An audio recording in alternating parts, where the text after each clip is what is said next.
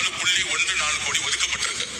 உங்களுடைய முன்னாள் முதலமைச்சரும் சரி, நீங்கள் துணை முதலமைச்சர் இருக்கும் பொழுது இந்த போர்ஸுக்காக எத்தனை கோடி ரூபாய் நீங்க ஒதுக்கி இதற்கான பணிகளை நீங்க மேற்கொண்டிருக்கிறது பதிவு பண்ணுங்க.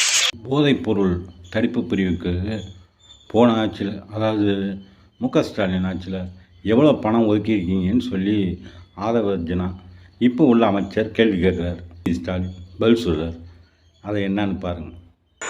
போதைப் பொருள் ஒழிப்பு மற்றும் சட்டவிரோத கடத்தல் தடுப்பு நடவடிக்கையை சிறப்பாக மேற்கொண்டதற்காக கடந்த ஒரு வருடமாக சிறப்பாக பணியாற்றுவதற்காக 15 காவல்துறை அதிகாரிகள் மற்றும் காவலர்களுக்கு முதலமைச்சர் அவர்களே விருது கொடுத்திருக்கிறாங்க.